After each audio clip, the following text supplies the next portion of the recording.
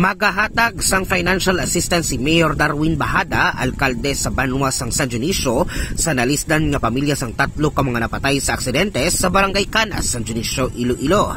Sa interview sang K5 News FM Sara sa alkalde, iya ginpahayag nga magluwas sang iya nga personal nga bulig, magahatag man ang iya opisina sang burial assistance, financial assistance, kag educational assistance sa pamilya ilabi na kay Kelsey Ann, paagi sa MSWDO. Regarding naman niya sa pagbulig natin, aragid, number 1 is ang sa personal ko, mahatag mo ko sa aton nga napatyan, family. And second, dili sa aton sa office, every burial assistance, we give 10,000 pesos para man makabulig kita.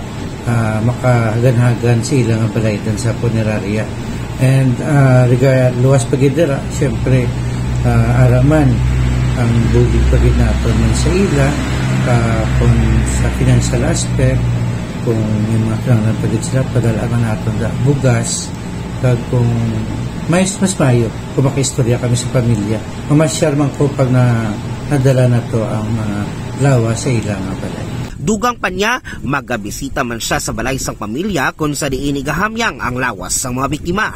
Nagapasalig man ang nasambit nga alkalde nga bukas ang iya opisina sa pagbulig sa bisan ano nga kinahanglan sang pamilya sa malabot sang ila nga masarangan.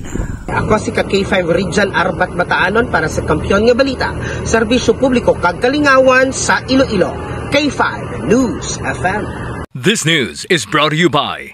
Are you experiencing body weakness? Do you have delayed wound healing? Do you feel hungry all the time? You may have diabetes. A powerful duo to help diabetic. Natural way of lowering blood sugar level. Clinica DTX 500 is a powerful duo that combines of ampalaya extract and the sugarcane extract. Clinica DTX 500 stimulates the production of insulin, enhance conversion to energy.